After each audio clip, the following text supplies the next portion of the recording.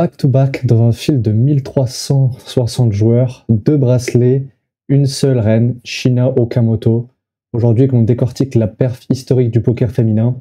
Je suis Luna, Lunace et Grinder, et abonne-toi pour booster ton jeu. Allez, c'est parti. Aujourd'hui, on va analyser toute la table, tous les highlights de la table finale du championnat du monde pour les femmes au poker. On a tout de suite la première main.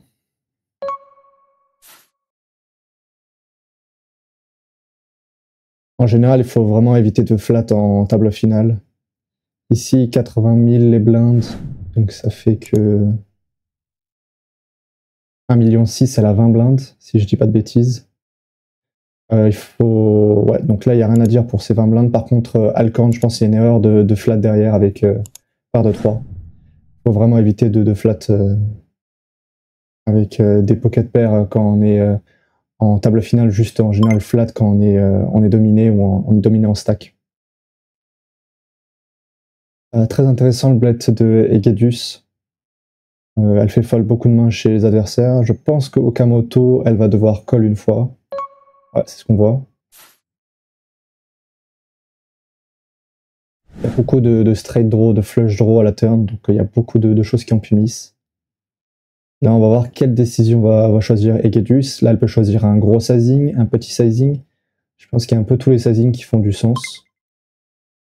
Et elle décide de choisir plutôt un sizing modéré. Et ouais, j'aime beaucoup le call de la part d'Okamoto. Est-ce qu'elle va vraiment choisir un sizing aussi modéré avec un valet? Je suis pas sûr. Après, je vois pas une grosse erreur avec ce sizing-là, mais je pense qu'on pourrait choisir un sizing plus 2 tiers, 3 quarts, vu le nombre de draws qui ont mis à la turn. N'hésite pas à me dire en commentaire ce que tu en penses des plays et ce que tu en penses de mes commentaires. Ça m'aide beaucoup dans les prochaines vidéos et ça m'aide aussi dans mon jeu personnellement. Ouais, là, j'ai l'impression que c'est pas assez cher ce qu'elle a choisi de faire comme sizing. Mais ouais, on va voir si ça lui coûte des plumes. Là, les blindes sont à 100 000. 26 blindes deep pour Egedius. Elle a open avec 10 et 2 suités. Ouais, ça c'est vraiment très marginal. Il faut vraiment qu'elle se dise qu'elle a un gros edge sur les adversaires. Quand je suis couvert comme ça en table finale, surtout, je pense que je le prends pas. Après, bon, là maintenant, elle a double paire. Je pense que c'est un 2 barrel assez évident. Qu'est-ce qu'elle choisit comme sizing? Elle a mis 500 dans... Oh, je vais revenir en arrière pour voir exactement le sizing. 500 dans 800K, donc 2 tiers. Je pense que c'est un sizing que j'aime beaucoup. C'est un sizing à la fois où elle peut mettre... elle peut pas mettre tapis river, donc c'est un peu différent. Par contre, c'est un sizing quand même assez conséquent, 2 tiers en table finale, ou en tout cas dans les derniers moments du tournoi, c'est assez important. Là, je pense que ce serait une grosse erreur de faire tapis. Il faudrait choisir un sizing mi-pot. Je pense qu'on va jamais se faire call par moins bien si on fait plus que mi-pot. Et Akber, je pense qu'elle a un call assez facile river. Ouais, j'aime beaucoup le sizing de Egedius et il faut être très discipliné. Si jamais ça relance à tapis, je pense qu'il faudra fold de sa part.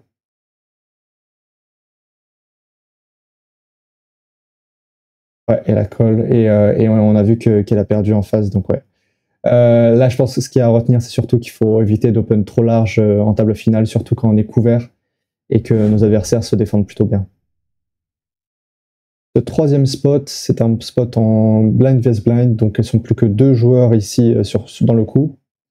Il y a la chip leader Okamoto, qui a à peu près égalité avec Akberg, et il y a Veronica, une des short stacks. Elle décide de miser ici, je pense que c'est standard. Ah, on voit qu'elle fait un sizing un peu cher. Je vais juste vérifier son sizing.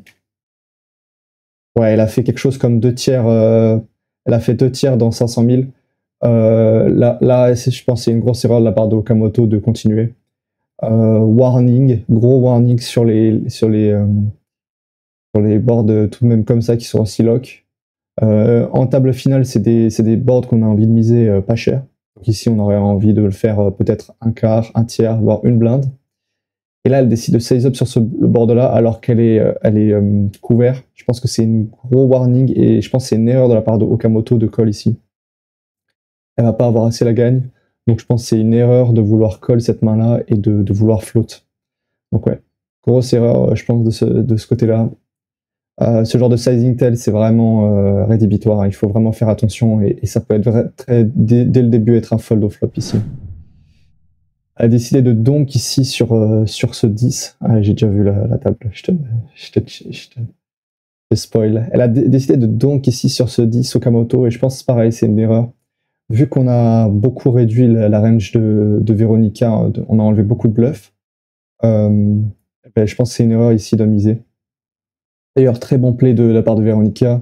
C'est une très bonne idée ici de checker. Le truc, c'est qu'il va avoir très peu de mains qui peuvent nous payer à la turn.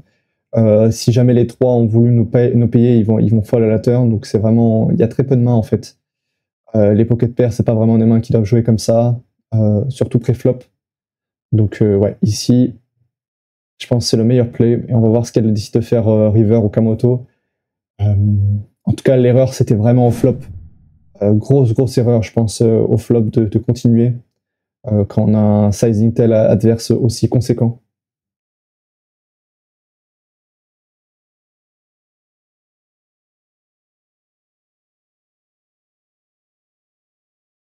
Et ouais, elle décide de faire tapis. Et là, bah, elle se fait snap call par son adversaire.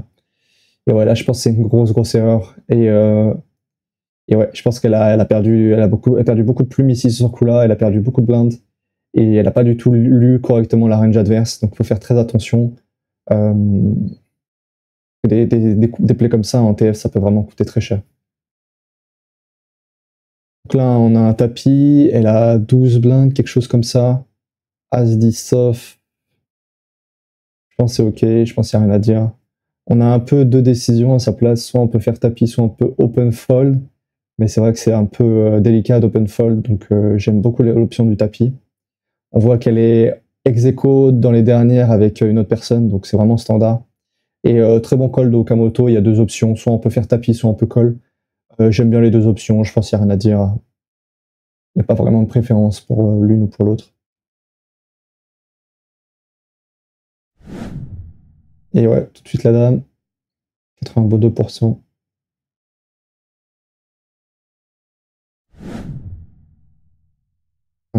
Elle joue plus qu'un valet, Uno, Machi. Sinon, on va se retrouver à 6 joueuses. Et un 2 à la river. Malheureusement, elle perd. Et bravo à elle pour sa 7e place, du coup. Cette table finale, elle repart avec 25 000 $.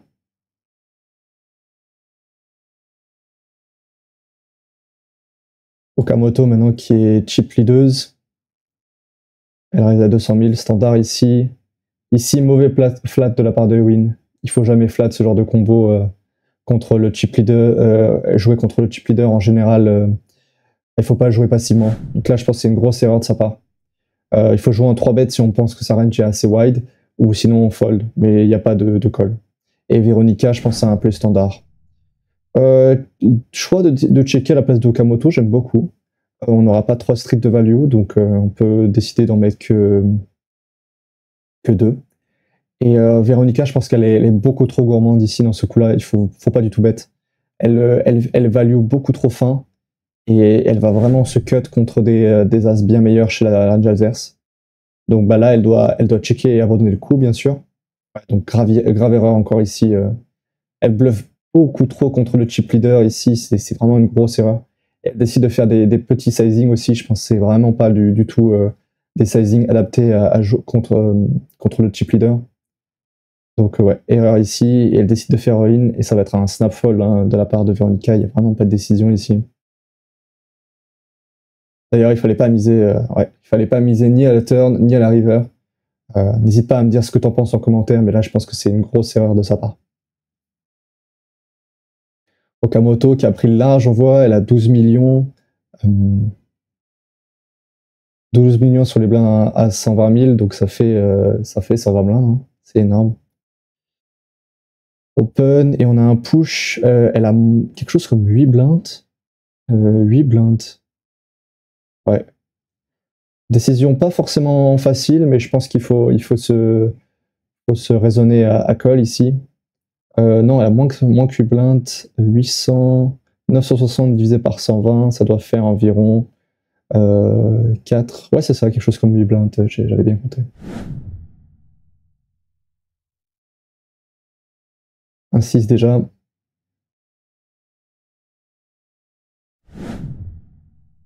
Un 5. Maintenant, il faut plus qu'un 4. Une seule out pour Egedus. Et malheureusement, ça passe pas. Et on va la perdre en 6ème place du coup. Bravo à elle. 34 000 $, elle gagne, donc c'est vraiment une belle perf. Et on va avancer dans cette étape finale. Tapis ici au cutoff, elle a 3 blindes, 3-4 blindes. À mon avis, c'est ok, ton tapis, mais j'ai l'impression que même en table finale, on pourra attendre des mains comme Roi 9 off. En tout cas, moi j'aurais tendance à prendre Roi 9 off en bottom ici. Je pense que tous les As c'est un push. Et du coup, dans les rois, c'est un peu plus difficile. Je pense que je prendrais Roi 9 off tout le temps, Roi 8 off, je suis pas sûr. Mais bon, là, elle s'avère qu'elle a 4 blindes, donc c'est tout à fait ok, je pense. En tout cas, ça peut pas être une grosse erreur, et elle est très loin avant-dernière, donc ouais, difficile pour elle. Et on va la perdre sur cette main-là. Et maintenant, elles sont plus que 5 joueurs, si je dis pas de bêtises. 5 joueurs.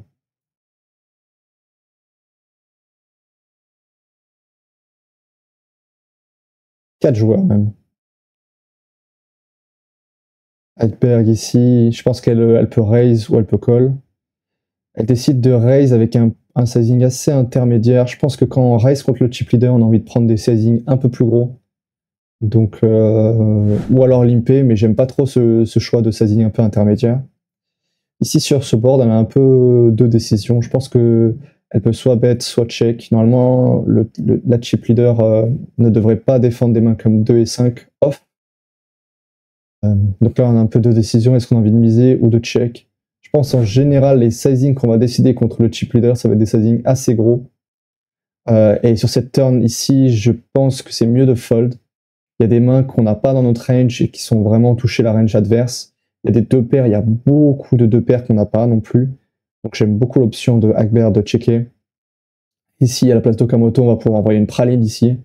J'aimerais bien la pouvoir faire... ouais, non, j'aime pas du tout ce sizing-là, pas du tout, du tout, du tout. Je pense qu'il faudrait faire des sizings beaucoup plus gourmands ici. Un sizing proche de pot, ça pourrait être vraiment très intéressant. Il y a beaucoup d'as dans la range adverse. C'est souvent des cartes sur lesquelles c'est inélastique. Ouais, non, là, c'est pas bon du tout de raise. Je pense que c'est une erreur de la part d'Hackberg ici. Elle surévalue sa main. Elle sous-évalue la pression aussi qu'elle a contre la chip leader. Donc ici, je pense qu'à sa place, il faut juste décider de payer. Il faut pas décider de raise ici. Donc, erreur. Grosse erreur de sa part. Mais bon, Okamoto aussi a choisi un sizing assez modéré. Je pense qu'il n'est pas du tout pris. Et la river, très intéressant. On va voir si Hackberg va décider de value. Je pense que ce serait une grosse erreur de value ici. Vraiment quasiment un punt. On va se faire payer que par mieux quand on décide de check raise à la turn et on se fait payer. C'est très peu des flush draws. Donc ouais, là ce serait une grosse erreur de miser. Et je pense qu'on peut pas choisir des petits sizing à la river. Ouais. On voit qu'elle s'est value cut, quoi. C'était sûr. Une grosse erreur ici de la part de Hackberg. Que ce soit au flop, ça me semble ok. Pré-flop, c'est un peu discutable. C'est surtout turn, grosse erreur ici. Il faut pas jouer en check raise. Je pense qu'il faut jouer en check call. Quand on joue contre la chip leader et qu'on est deuxième en stack, il faut faire très très attention.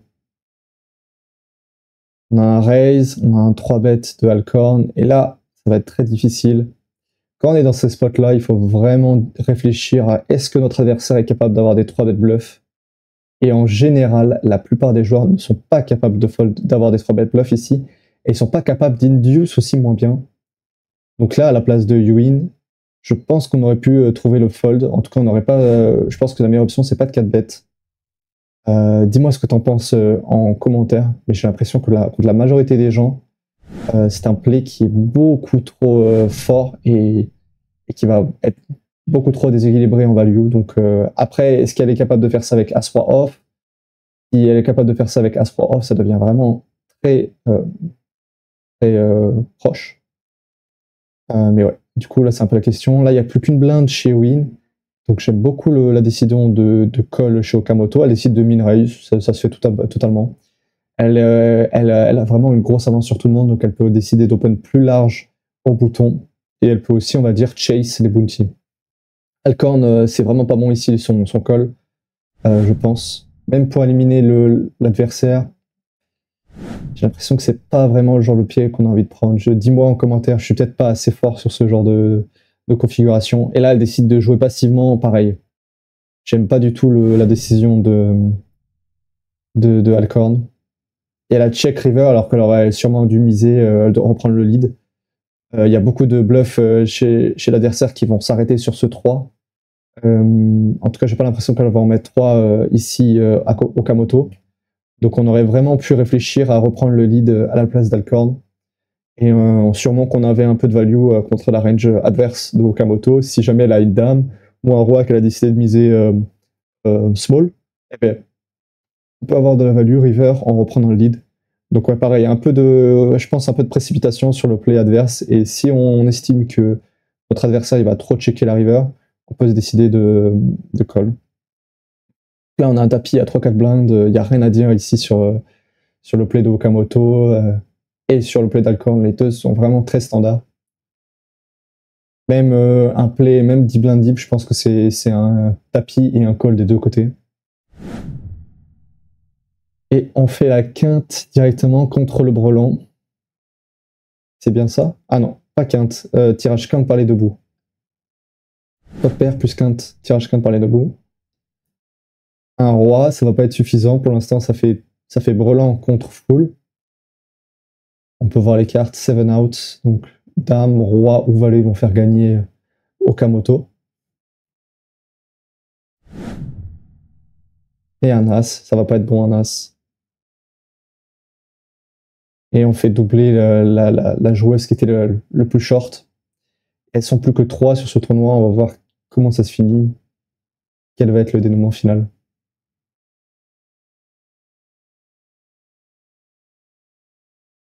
En small blind, ouais, j'aime pas du tout ce play-là. Faut faire très attention à pas avoir trop de raise quand on est contre chip leader proche en table finale dans les derniers parce qu'on va subir la pression hors de position. Donc ici à sa place, je pense qu'il y a une erreur de raise à la place d'Agberg. Si l'adversaire Okamoto ne raise pas assez, ça peut devenir un play border, voire limite ok, mais en général c'est une erreur. Il faut éviter de prendre ce genre de line. Ici, elle décide de faire mi-pot directement, et je pense à la place de Agberg, elle peut décider que de call. On voit que Agberg a pas mal de difficultés à évaluer la force de sa range. On va voir si ça lui arrive aussi ici. Okamoto, je pense qu'elle a un deuxième barrel de value assez clair ici. Elle pourrait choisir un sizing entre mi-pot et 2 tiers, j'imagine. Entre 1,5 million et 2 millions, ça me semble être le meilleur sizing. On va voir qu'est-ce qu'elle décide de faire. Ouais, donc très très bien, très bon sizing. Elle met beaucoup de pression à la range adverse. On voit que Agberg a voilà, grosse erreur ici, grosse erreur. On voit qu'Agberg a a beaucoup de mal à évaluer la force de sa main. Elle a du mal à évaluer la force de sa main relative, surtout sur des boards aussi dynamiques. Ici, je pense qu'à la place d'Agberg, c'est un call et rien d'autre. Déjà, c'est un call qui est borderline, c'est un call qui est difficile parce qu'il y a beaucoup de mains bien meilleures dans la range Okamoto qui nous battent. Plus, on a beaucoup de pression, on subit beaucoup de pression vu qu'il y a un joueur qui est Alcorn, une joueuse qui est beaucoup plus short que nous. Donc là, c'est une grosse erreur. Il faut pas call, faut pas raise, pardon, jamais de la vie, je pense. Et il faut juste décider de call. Et déjà, call est borderline, donc faire très très attention. On va voir comment elle arrive à sortir de cette situation. Et ouais, elle décide de faire tapis ici. Et là, je pense que c'est un snap fold à la place de Agberg. Hein. Si elle réfléchit un peu, elle bat absolument rien du tout dans la range adverse. Et surtout, elle peut gagner un palier en foldant. Donc là, ça serait une grosse erreur grosse erreur de partir à tapis. Elle est quasiment drawing dead. Donc ouais. Faut faire attention, ce genre de play, c'est des plays qui peuvent vraiment tout changer dans un tournoi. Ici, peut-être le palier, il vaut 50 000 $, 100 000 $.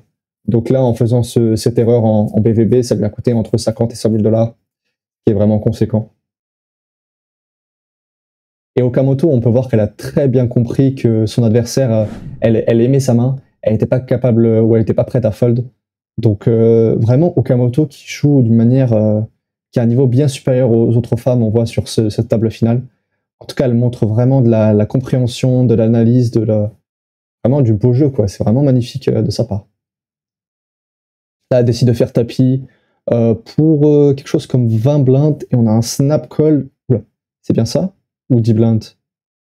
Non, c'est 10 blindes, c'est 10 blindes. Donc c'est tout à fait standard des deux côtés. Je pense que Elkhorn, elle a un bon call aussi.